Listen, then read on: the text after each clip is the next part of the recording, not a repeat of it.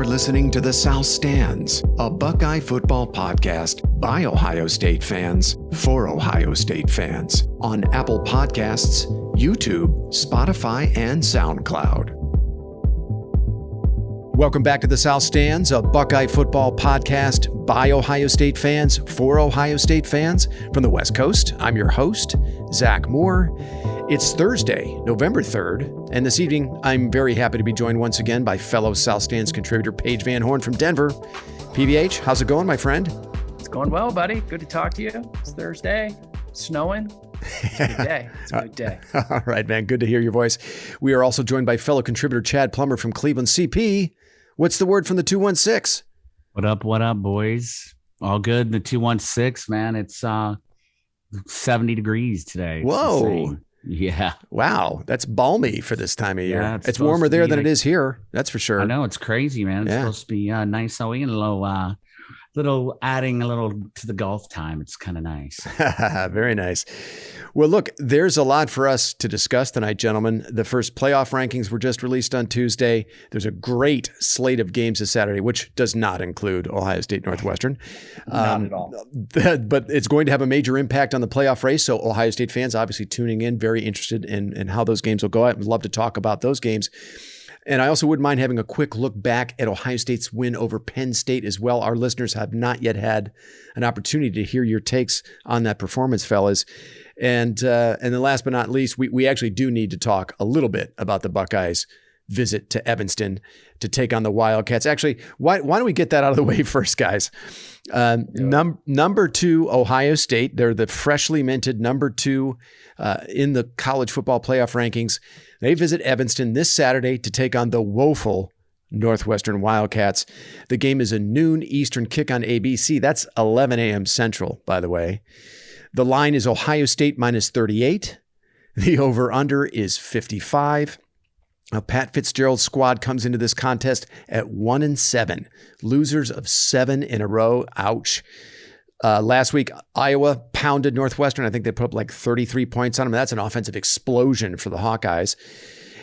Northwestern's only win this season came in the opener. That was against Nebraska in Dublin, Ireland, that opening weekend. Now, the Wildcats don't do anything particularly well. They're 93rd nationally in total offense. They're 110th in offensive yards per play. They're 107th in rushing offense. Now, they're not completely inept throwing the ball, but they're not very good at that either. They're 59th nationally throwing the ball. The other side of the ball, the numbers are just about as bleak. 94th nationally in total defense, 95th in defensive yards per play. About the only thing Northwestern might have going for them in this game might be the weather. There's a 50% chance of rain on Saturday. That could make for some sloppy field conditions. I believe Northwestern's still playing on natural turf. That might help slow the Buckeyes offense down a little bit. We'll see. Maybe, that and the 11 a.m. kick. The Buckeyes lead the all-time series between these two schools 64-14 with one tie. Ohio State has won the last 9. The last time these two teams met was in the 2020 Big Ten title game. Now, we remember, guys, Northwestern gave the Buckeyes a little scare in that one. They really bottled up Justin Fields in the Ohio State passing game. Northwestern led 10-6 at the half, but we remember Trey Sermon just exploded for 331 yards, setting the school record for a single game rushing record. And the Buckeyes would pull away late for a 22-10 win. Northwestern's last win in this series was in 2004 in Evanston. Paige, I think you remember that one. You were getting shit from your father-in-law in that game. The only time they've lost in the last 20 years, I sat across my father-in-law at a bar in Chicago and just had to take 3 hours of abuse. I actually laughed about that this week, thinking about it. Now, that was a 33-27 win for the Wildcats, but that is way, way, way far in the rear view. So, fellas, look, I don't think we need to spend a lot of time breaking this one down. PVH, why don't you give us 1 or 2 thoughts on this matchup, along with your Concernometer score? Yeah, the weather is the thing. It could be a letdown game too. I guess I'm kind of surprised it's only 38. I would have thought it'd be more than that. Mm-hmm. But yeah, there's just not, like you said, there's not much meat on this bone to pick apart. Mm-hmm. I think, one thing I think Ohio State needs to maybe do is get the offensive line going again and establish the run a little bit more. Mm-hmm. That's been a little tepid the last couple of weeks. It has. I don't know. I kind of have a sneaking suspicion. I don't think it's going to be close, but I think with the weather, an 11 a.m. start coming off of Penn State, they're probably going to be a little bit flat. So I'm thinking they might not just run away with it. I think that's probably why the line, I guess 38 is quite a lot for a Big Ten opponent, 55, but I think 55's come down a little bit. But yeah, to me, if there's one thing to watch is I'd like to see us just run the ball with a little bit more authority. And other than that, keep doing what you're doing on defense, keep doing what you're doing with the passing game. And they'll get out of there with a W. You got a concernometer score for us? 2.5. 2.5. Okay. CP, how about you? Give us a thought or two on this matchup and your concernometer score. You know what? I think it might only be 38 because I think they're expecting some pretty bogus weather up in the Chicago area this weekend. So I think that might have something to play into it. I don't see this being any much of a problem. I agree with Paige. I would like to see the O-line get out early and build some holes for the running game, get that going, and then let CJ just do what he do and throw the ball to that abundance of talent in that receiver room.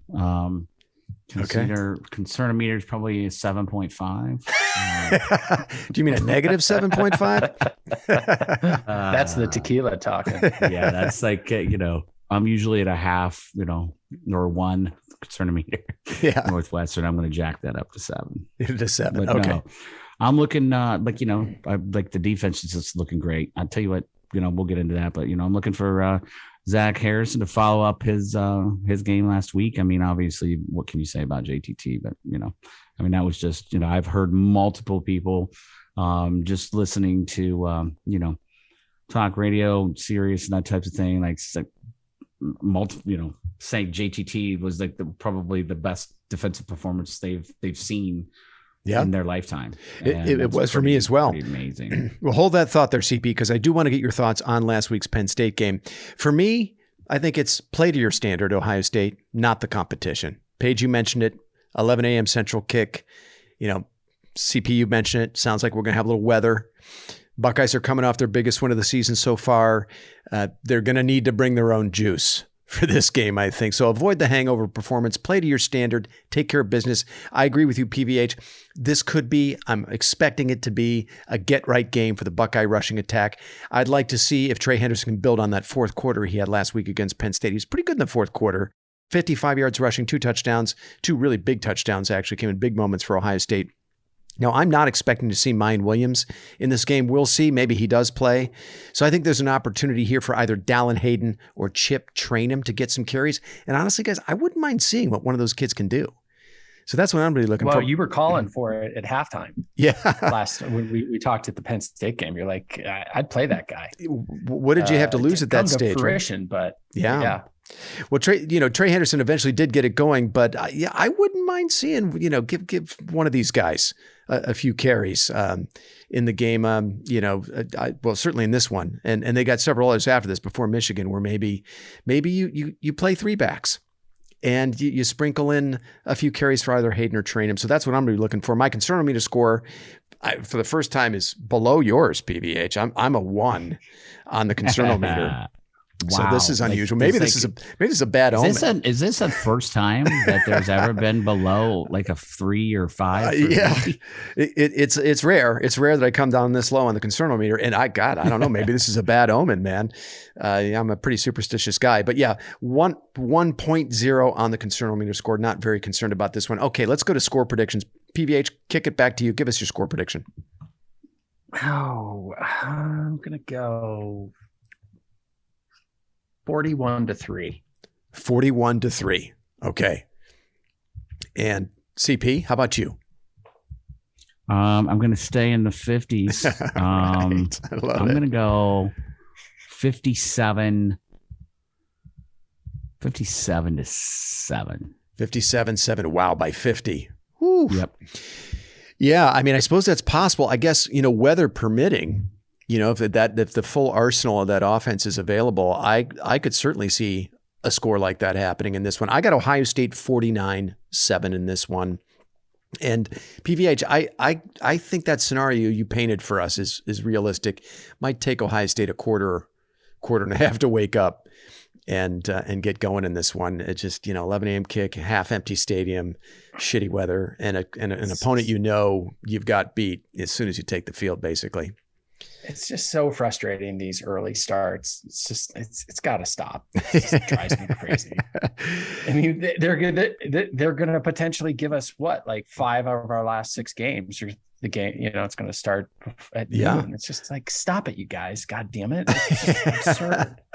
Well, we know Michigan will be at noon for sure. And then it's just a question of, I believe the time for Maryland certainly hasn't been set. Yeah, I don't think they've announced those. Have they announced Indiana yet? And no, I believe they're using the 6-day window to set the time on that. They'll look at what the other matchups are.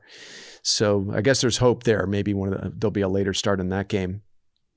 I mean, when we were 1-2 against Michigan, they made it a night, or what, a 3. Like, that's could that right. Potentially happen again? No, I don't think so, because Fox has that game, and they love that noon window. That's their brand. The Trump, Fox. The World Series kind of screwed up, I think last week. Oh, I don't think the World Series had anything to do with it. I think it's Fox. They love that noon window, and they want all their biggest games in that noon window. That's their brand, the big noon kick. All right. Boo.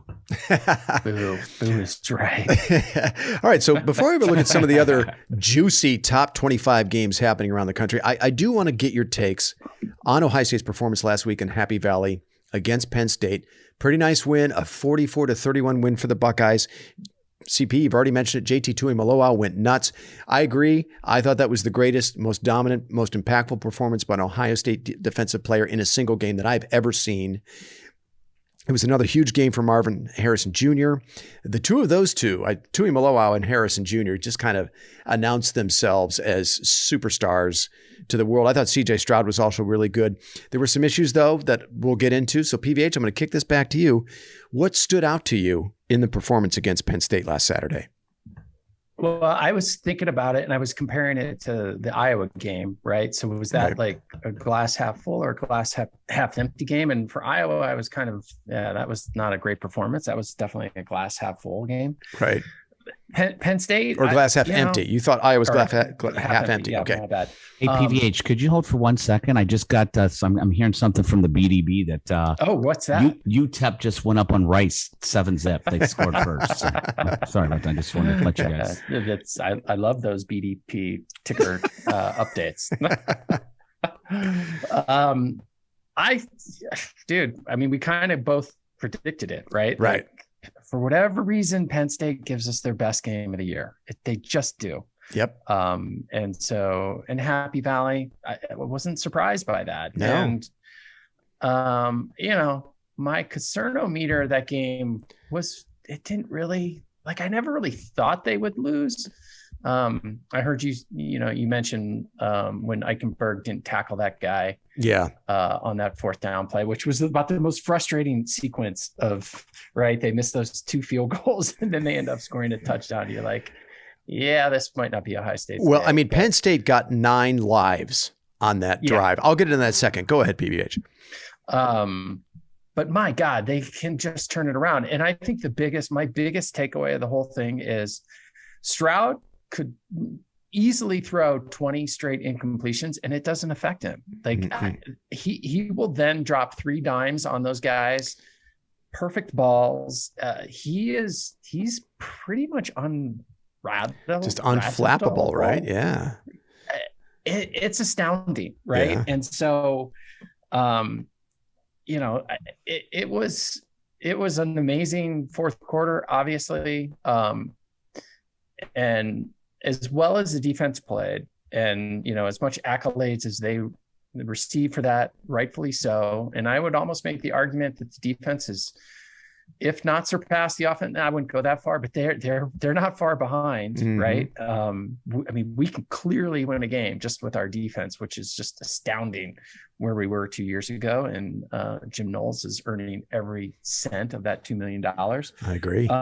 My overarching, thought was, man, like CJ is just, he's freaking clutch, and you cannot count him out. And if it's, even remotely close, if we ever get to that and he's, down these next few games, I wouldn't count that guy out because he's just got ice running through his veins. I agree with you. Yeah, I totally agree with you.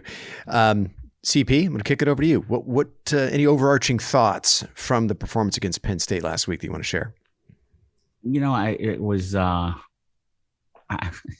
I'm laying on the couch there, like sitting on the couch up and down. I'm just like, like what freaking out. I mean, redlining, to be honest. I'm like, oh my God, what is going on? I'm like, seriously, like what the fuck is going on here? Like this, just don't let this happen, Lord. I'm getting out pacing around, I thought we'd pull it off at the end of the game, but like, I mean, just stupid, decision making. I these screen passes, Dave. Those have got to stop.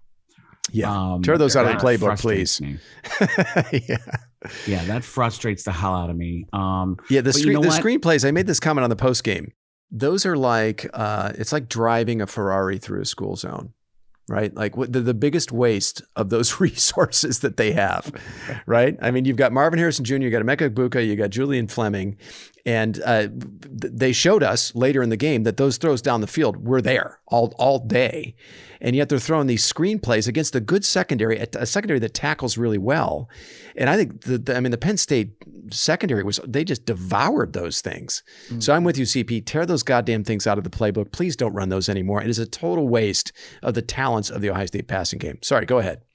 No, it's all good, man. The offensive line, I mean, they came together in like the second half. I mean, like the defense, they were, aside from, the obvious, like JTT, like, there was some like Tyreek Williams, like, there's some players that stepped up. Tyreek Williams is very good. Yeah, he was. He looked really good. The defensive backs, I think at times, like there was some big hits, man. Steel Chambers had a couple huge hits. I tell you, Jack, Sawyer, he doesn't get, obviously the accolades but he definitely, as far as like, the tackles and that type of thing, but I do see him in there, like, putting pressure on the quarterback and that type of thing.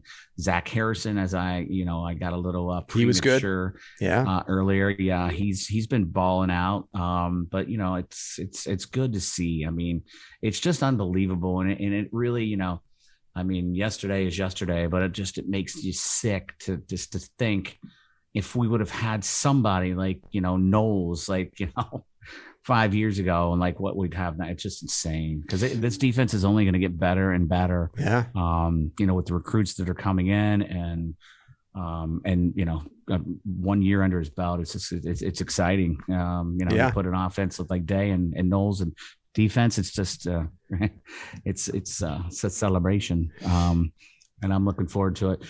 CJ, but he's got an arm, man. The kid can throw the ball. I know last year, like Stillwater and I used to like give shit about the mullet, this and that, but he throws dimes, man. Yeah, he does. I mean, in stride dimes, lays it over the shoulder. It's just like some of the passes. And we scored. What did we score? 4 touchdowns within a span of 6 minutes last week. 28-3 run within a span of 6 minutes. Yeah. No, I'm with you. The play, it was a weird box score, and I mentioned this in the post-game pod because Penn State finished with 482 yards of total offense. And Sean Clifford's box score, at least at first glance, looks impressive. 371 yards passing and 3 touchdowns, but he had those 4 catastrophic turnovers, which is what you can, and we said this in the pregame pod, right? You can always count on Sean Clifford for that. Hey, you want Sean Clifford you're going to drop him back 47 times to pass? Yes, please. I'll take that because he's going to make plays, right? We saw him make some nice throws. He made some nice plays, but he's also going to kill you with catastrophic turnovers, and he had 2 in the fourth quarter that were just devastating. You know, the strip sack that Tuimoloau caused, and then the pick 6 to Tuimoloau, and that was lights out. But to your point, yeah, the thing you have to guard against if you're an Ohio State opponent is their ability to go on these runs in a 4 or 5 minute span and put up 21, 28 points on you and turn your lights out. And they did that again against Penn State. I wish they would have done it sooner. And I actually thought they were kind of on their way to doing it sooner, because, you know, they kicked the go-ahead field goal in the third quarter. Penn State gets the ball back toward the end of the third quarter, and then the drive extends into the start of the fourth quarter. And it's 2nd and 7. Sean Clifford gets sacked for 9 yards. It's 3rd and 16. And this is the start of the 9 lives that Penn State had on that go-ahead scoring drive, right? They got a bullshit pass interference penalty on J.K. Johnson. Which was the only way they were converting that, I mean, I was screaming, just don't interfere with him. And sure enough, he just tackled. And, you know, he was a little beat on the play. There was some hand fighting. I thought there was some contact. I didn't think there was enough to throw a flag, especially with the ball sailing over the receiver's head by, 10 yards. It was a total Hail Mary. They throw that flag every time in college football. Every time. Every single time. And then later in that drive, you had the back-to-back missed field goals by the Penn State place kicker. One was because of a false start, which is a dead ball foul, and Ohio State couldn't decline it. And then the next one was this obscure defensive illegal formation. I mean, when the hell do they ever call that? That gave Penn State new life. After that, James Franklin decides to roll his first team offense out there to go for it on 4th and 1, and they're successful. But then after that, several plays after that, the Penn State receiver, Michael Tinsley, fumbles the ball on his way to the end zone. It's at the goal line. Penn State manages to recover it. So I don't know how many lives they got on this drive. And then even after all those breaks, Penn State was fucking life and death to punch it into the end zone on 4th and 1. And that was the play that you referenced earlier, PBH, where Tommy Eichenberg had the play diagnosed, and he had Katron Allen dead to rights in the backfield and somehow couldn't bring him down. That was the only moment in the game where I thought we might lose, because Eichenberg has been making those plays all year long. Dude, he had one earlier in the game too. I think it was 3rd or 4th down where he had the guy dead to rights in the back. He did. Yep. You know, funny enough, that was the same drive where Tyleek Williams actually got the 4th down stop. So it was just earlier in that drive. So, you know, Penn State converts 2 4th and 1s on the drive. They survive 2 missed field goal attempts by their kicker. They get new life after both of those. They get a total gift in a pass interference penalty on 3rd and 1,000,000. And, you know, they were still life and death to punch it in to take the lead. And then Ohio State turns right around in, what was it, 35 seconds, 3 plays, touchdown. So I thought kind of took the wind out of the sails big time. And there was a play in the second half. There was some other weirdness too. Ohio State didn't tackle well in this game. It seemed like maybe they weren't ready for the physicality of the Penn State receivers, especially Parker Washington. He reminds me a little bit of Emeka Egbuka or JSN, and he's a sturdy guy. And he's tough to bring down. He can run through arm tackles. He can run through contact. He had 80 yards after the catch. Parker Washington did 179 yards receiving on 11 receptions, 14 targets. He was really good. But, you know, the one long touchdown play he had that went for 58 yards, that should have been, look, I mean, Ohio State has tackled well in the secondary for the most part. That should have been a 9-yard gain. Instead, we had 2 guys in the area. We blitzed on the play. And this is one of those plays where we talk about Jim Knowles is kind of willing to live with giving one away, right? Because he's aggressive. He sends the house, and, we miss a tackle. Washington's off to the races. So I thought that was kind of a fluky play. And then there was another pass completion that Sean Clifford had. I swear to God, he was over the line of scrimmage when he threw it. It was a 42-yard completion to Theo Johnson. That set up their second touchdown of the game. Pardon me. So there was some flukiness in the game. Penn State had a couple of big plays that you wouldn't normally see against Ohio State. And then you saw that you got the garbage time touchdown in the fourth quarter after the outcome had been decided. Ohio State was content to let Penn State march down the field and burn a bunch of clock. So I thought the defense overall was great. Maybe the stat line, the final stat line isn't going to show that, but I thought they were hugely impactful in this game. PBH, going to kick this back to you. Any other thoughts about the Penn State game last week? No, I think you're right. I mean, it was they had 9 lives in that game. The turnovers killed them. Yeah. you eliminate those, and who knows how that thing turns out. But the one thing I was wondering about, and tell me I'm wrong, but I feel like Mike Hall's kind of fallen off. He's been quiet. Games. Yeah.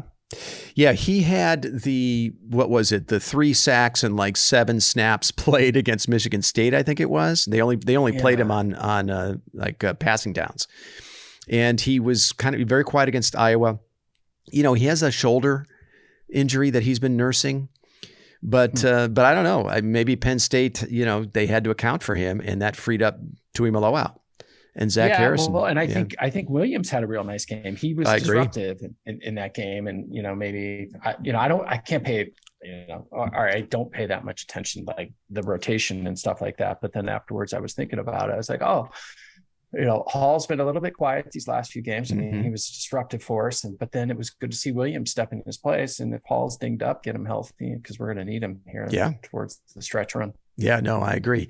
I think they're really, really good on the defensive line. I mean, think of how many players on that unit have flashed this year. By the way, JT Tuimoloau, Zach Harrison in consecutive weeks, PFF's highest graded defensive player in the country.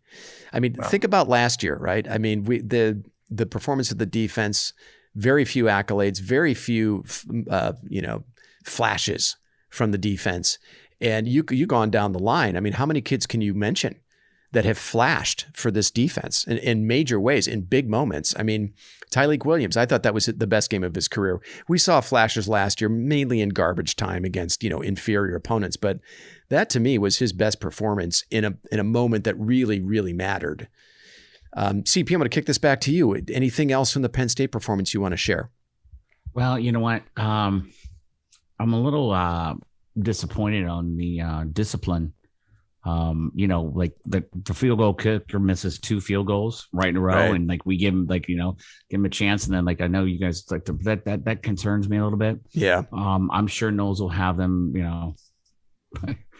I'm sure he gave them an earful on that shit. Sunday or Monday, but because we see that time and time again, just stupid mistakes. But other than that, man, I'm so happy that we won that game. I mean, obviously, but yeah, I just, it was just a couple hours that just, freaked me out. My anxiety levels were just not good. I mean, this is how it goes. This is, I'm not falling for it again, right? I'm never calling for another Ohio State blowout over Penn State, because this is how it typically goes. Paige, you and I had this one. We figured this is how it would happen.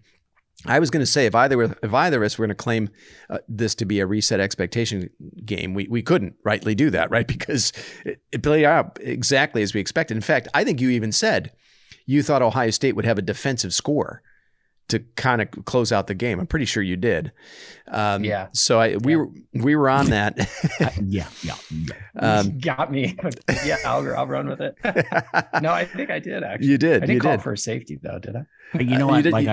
Did you guys notice I don't know if it was Klatt. I think it was Klatt, but he's like, after Penn State scored that last touch, he goes, I know there's a lot of people out there right now who are not happy about that score. They just fucking spread because they had covered until that, and he's like, oh, God. I was laughing. Yeah. Well, okay. Can I do 60 seconds? Of course, go ahead.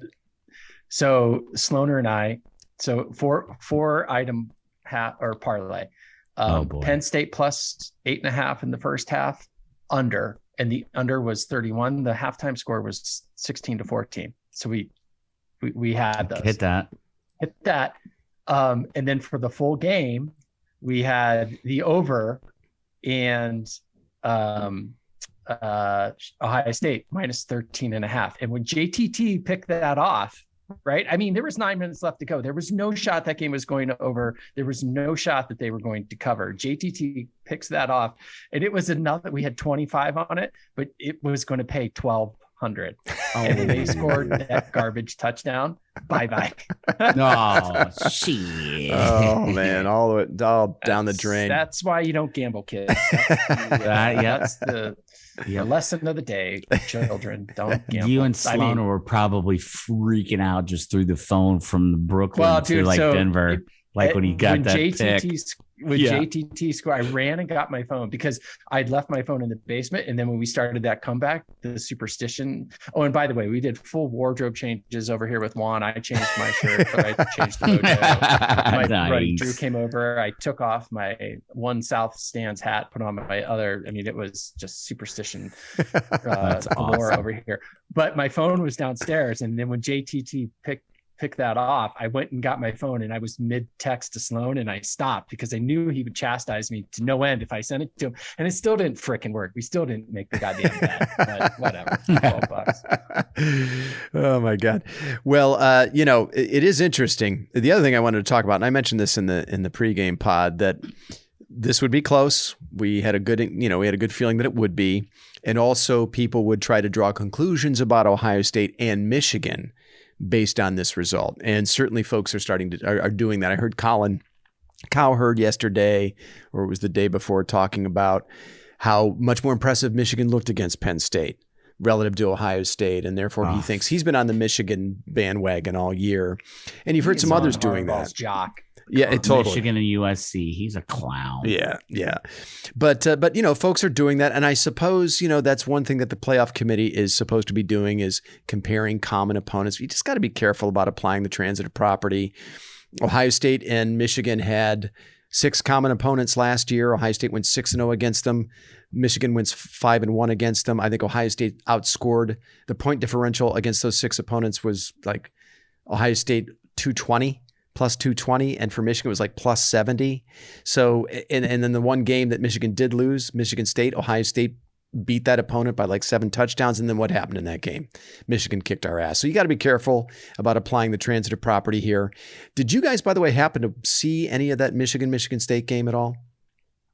I didn't. Yeah, I did a little bit. Like I watched a little bit of the first half, and then kind of flipping, second half. Yeah, I watched the better part of it. My father-in-law wanted to watch it, so I watched the better part of it. And Michigan's got some issues in the red zone, boys. And I have to wonder, like, what are they when Blake Corum can't run for 200 yards? They're very limited in the passing game. They really struggle in the red zone. I think they had 6 trips into the Michigan State red zone, 5 or 6 drives into the Michigan State red zone, had to settle for 5 field goals. Michigan State stinks. That defense is terrible. Awful. And then the other thing that stood out to me in that game is they have a big 6'4", 215-pound receiver named Keon Coleman, I believe. And they could not deal with him. He was the only player that did anything against that Michigan defense. I think he finished with like 160 yards receiving. He was just snatching the balls away from the Michigan secondary.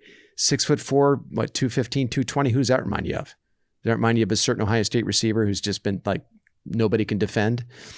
Yeah, so dad's in the Hall of Fame, maybe. Yeah, it's dad's in the Hall of Fame. So I just thought it was really interesting. Nobody seems to be talking about it yet nationally. Michigan, this happened against Iowa. This happened against Penn State. And it's one thing not to be able to score in the red zone against those defenses. Okay, fine. Right? Those are quality defenses. You're not going to score touchdowns every time you're in the red zone against them. But, Michigan State. So I do really wonder, like, what happens when Michigan can't rely for big plays out of its run game, and they have to lean on J.J. McCarthy? I think that is a real legitimate question. Oh, it's huge. Like, it's a huge point. Like, because like, when is that even going to get to, like, between now, like I don't know Michigan's schedule, by heart. It's terrible. I have no idea. Well, they do get Illinois. They do get Illinois the week before they play us. And Illinois has a legit D. Yes, they do, and they can run the football. Yeah. So not a lot of national dialogue around the limitations of the Michigan offense. It'll all be settled on the field, of course, on November 26th. But that stood out to me last week as something to watch as we move forward. All right, fellas, why don't we spin this forward to this Saturday? There is a ton of action, very intriguing games, starting with number 1 Tennessee, the newly minted number 1 team in the country, Tennessee, visiting Georgia, Athens, Georgia, to play the Bulldogs. They're number 3. The over-under in this game is 66.5. The line is UGA -8. Who do we like in this game? Chad, I want to kick this to you. Who do you like in this matchup? Well, there's Georgia took a big hit. They're number 1 outside linebacker Nolan Smith.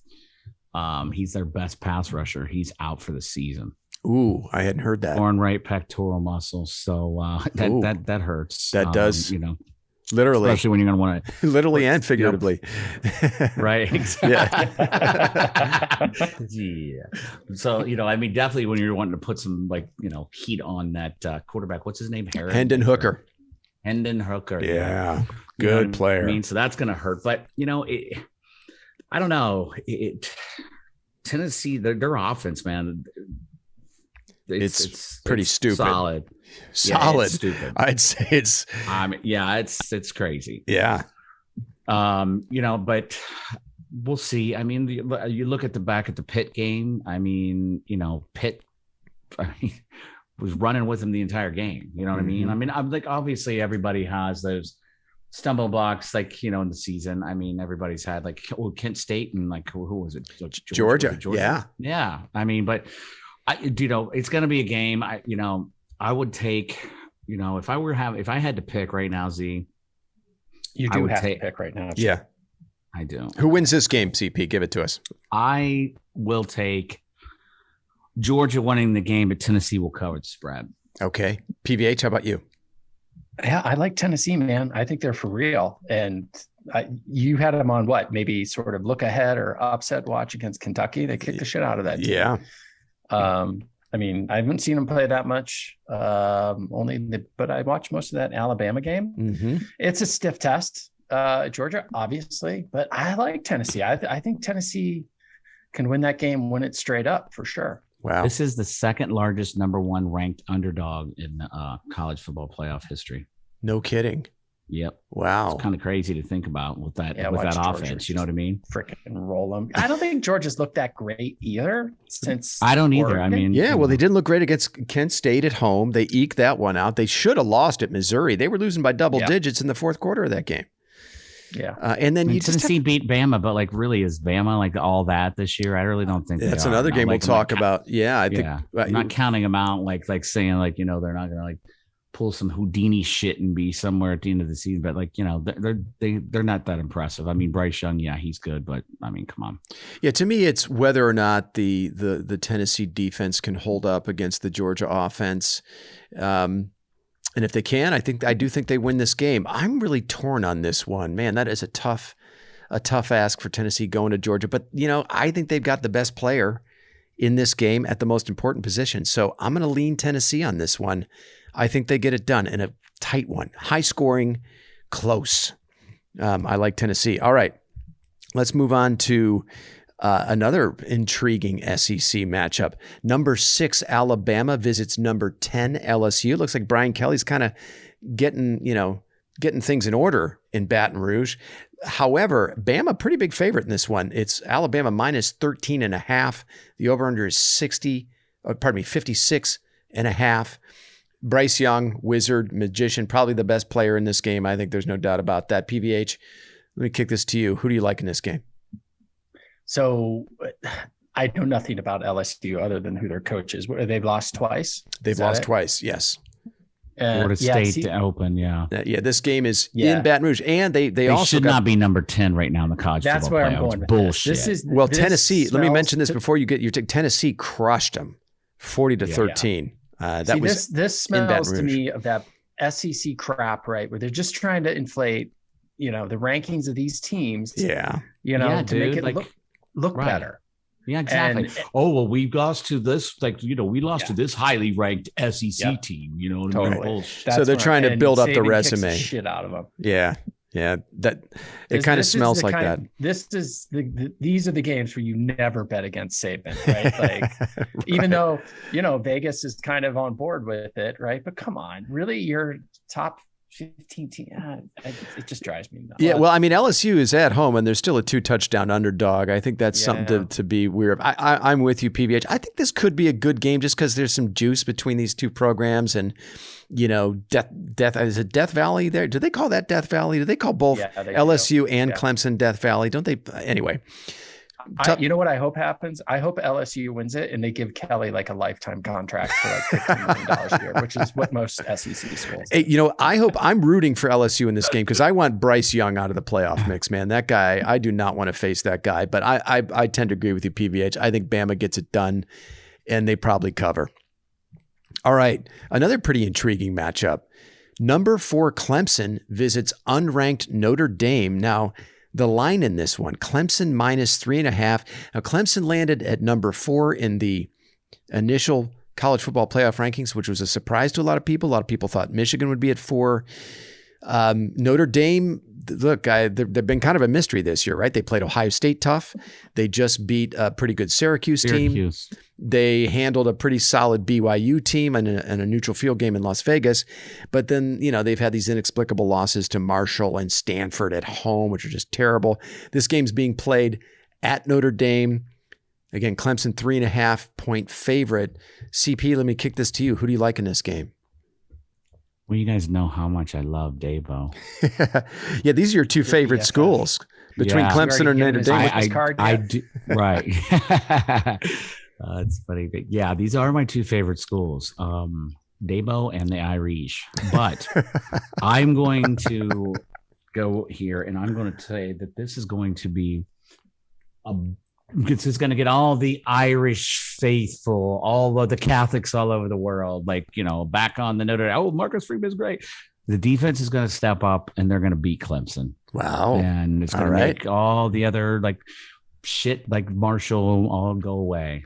So okay. I think Clemson goes down, and they don't belong in the top top 4 right now. So, and I hope and pray that happens. All right. Yeah. Well, Ohio State fans are rooting for Notre Dame to win this game. I mean, we need them to get back up in the top 25 to beef up our resume. PVH, how about you? How do you see this game? Who wins it? So I was thinking about that though. Do we really though? Because probably not. We win out, we're fine. Michigan, the winner of that game is going to be in the playoff. They would need major chaos all the stakes are going to be high in that game. That being said, I said it last week, I would love to beat the shit out of Dabo in the playoff again.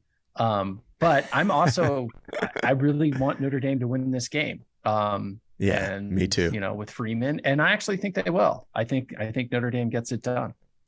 Okay. I'm going to go with you guys. I like Notre Dame in this one. I'll be pulling for them. Hey, why not?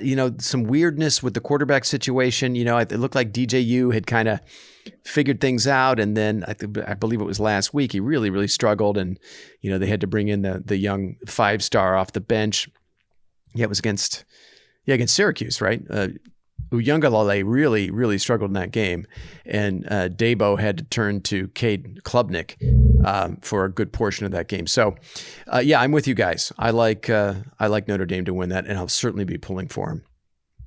All right, fellas. So, by the way, I just got an update from the BDB. No way. It's a blizzard in Denver. It's a way oasis outside. Wow, dude! Cascade. There's a blizzard for Cascade. Oh yeah. Whoa. Maybe after this, I'm gonna do a snow angel and send it to you. Dude, you should. That'd be awesome. We'll put it on the South Stands, Instagram page, the YouTube channel. All right, boys. Before I get you out of here, first college football playoff rankings were released on Tuesday. I'm just going to go through the top 6. Tennessee, as we know, number 1. Ohio State, number 2. Georgia, number 3. Clemson, number 4. Michigan was a bit of a surprise at number 5. Alabama, number 6. Anything stand out to you from these initial rankings, PVH? I'll start with you. I was a little surprised we were second. You thought we'd be lower or higher? Yeah, I figured we'd be third. Okay. I figured Georgia would be second. Candidly, it seemed reasonable. I mean, the first one, there's so much ball left to be played. Just throw it out there. Right. There's no real rhyme, no reason to it.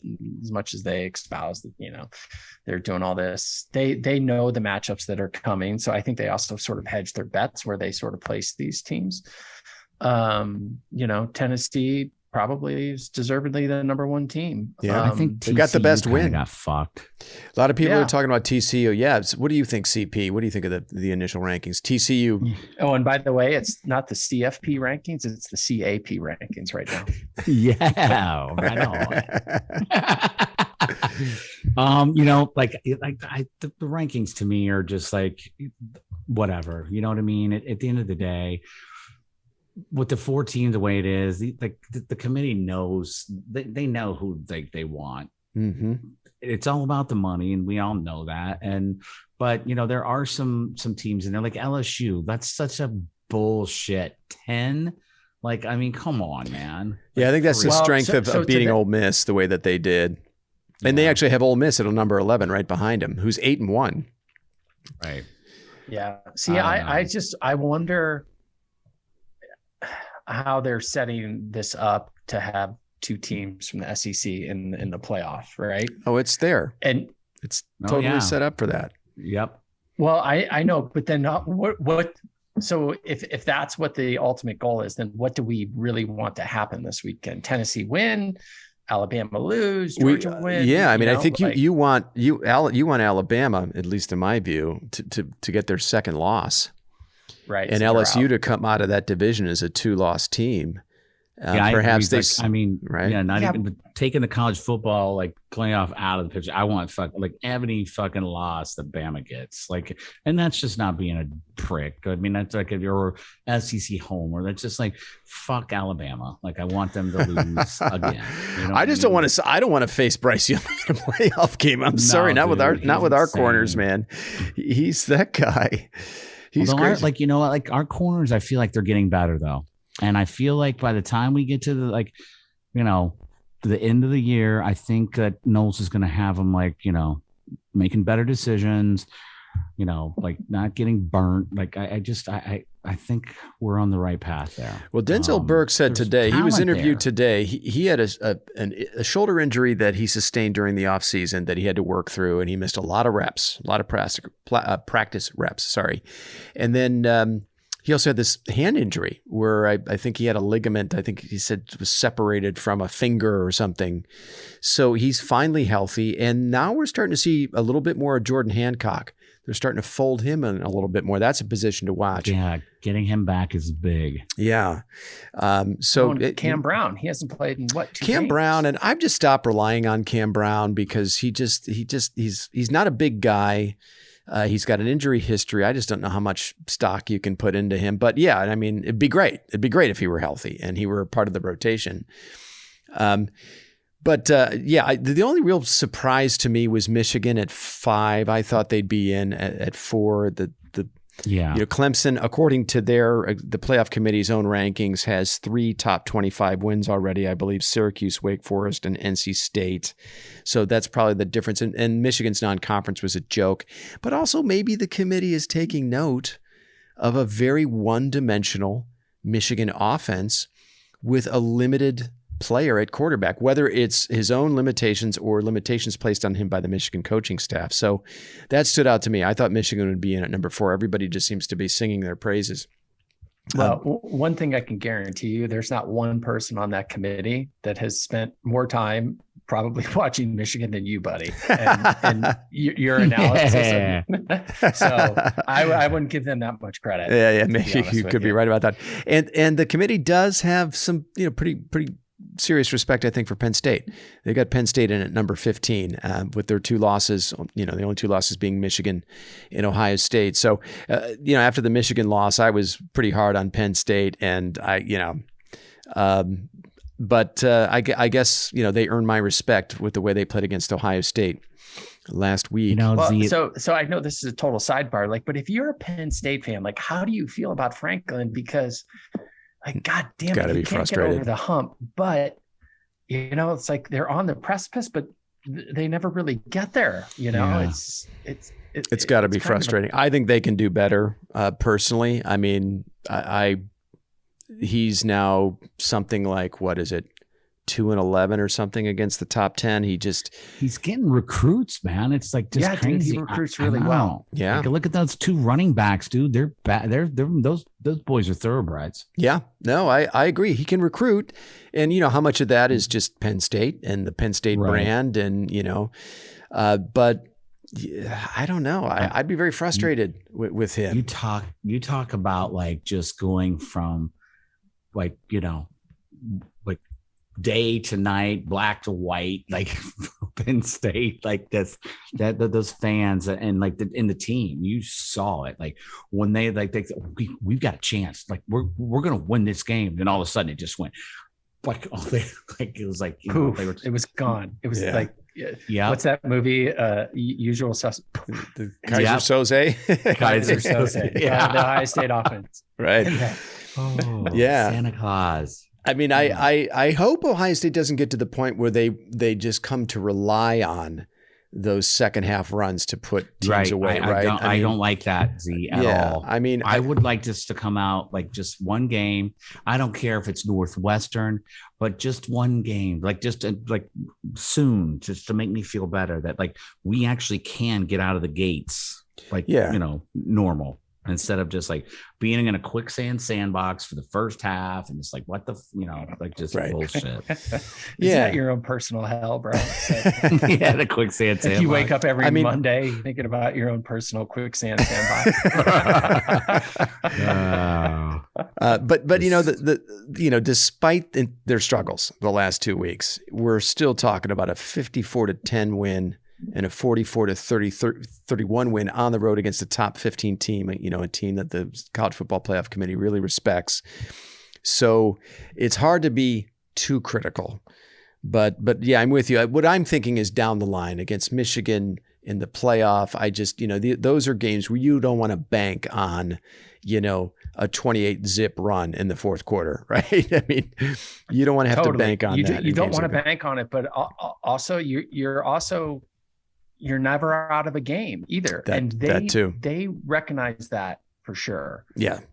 And, so as the competition stiffens, guess what? These are what these games are going to be. And I think it was funny. I was talking to my dad about it earlier today, and he's like, well, they haven't played anybody. And I'm like, I understand, he's like, you need those tough games. I'm like, that was a tough game though. Right. Yeah. And they pulled it out of the fire, and just that understanding, that will to win, like, we know we can win this game no matter what the circumstances are. I think it's huge, and it'll pay dividends down the road. And the other thing I was thinking, and I forgot about this when it was looking a little bleak against Penn State, this is their year, right? They need to cash the ticket this year, because Stroud's gone. This defense is playing just out of their minds. We know what the offense can do, right? So true. You're going to have McCord back there next year. Yeah. They got to get it done this year. They do, but then again, that 2021 class, they're all coming back. Right? They're not draft eligible. Not the quarterback, though. Not the quarterback. No, you're right. You're right. Absolutely. No, I mean, look, all the ingredients are there. I totally agree with you, right? You got to take advantage of your opportunities when you have them, because nothing's guaranteed. Yeah. I think McCord's going to be fine, though. It is interesting because your old man, PVH, said, well, we haven't played anybody yet, but you're looking at a schedule. You'd have told me a schedule that includes Notre Dame, Wisconsin, Michigan State, Iowa, and Penn State through, 8 games? They played quote unquote nobody. It's weird that all those teams are kind of down this year, except for Penn State. Yeah. And this is his context, right? Like, he wants us to play like the Michigan State basketball conference. And we argue about this all the time. Like that he's going to listen to this. He's going to be laughing. I'm like, dude, it doesn't work that way. And by the way, we did schedule a top 5 team in the non-conference. God damn it, the rest of the Big Ten, get better. Like, we can't control that Northwestern's this bad. And then I had to tell him, like, well, guess what? Michigan's strength of schedule is way worse than ours. Totally. So, and they can't score in the red zone against any of those teams. The point is, you want some adversity, and I think that's good, right? I think the Penn State game was good for them, right? Notre Dame gives them belief. Notre Dame too. They can do this. Yeah, the Notre Dame game there was some adversity right out of the gates against Notre Dame too, which Notre Dame can seem to elevate their play against they're better competition. It's weird. For whatever reason, they play the top tier competition. They elevate their play against top tier competition. But there was some adversity in that game too. Stroud made some huge plays in the fourth quarter there. But it is weird though, right? If you'd have told me 2 years ago, looking at this schedule, that Notre Dame, Wisconsin would be down, and Iowa, who always plays us tough, we'd beat by 44 points, and Michigan State, who coming off an 11-win season last year, would stink. It's crazy that this schedule turned out to be kind of a weak schedule. It looked like murderer's row before the season started. Yeah, absolutely. All right, fellas. Well, listen, I think that was a pretty good effort for a Thursday night. I think I'm going to let you go on that note, and we will reconvene next week at this time, same place, to have a look at the Indiana game.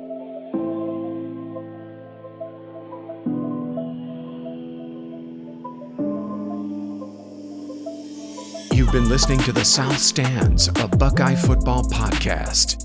You can follow us on Twitter, Instagram, and Facebook, and visit our website at southstandsosu.com.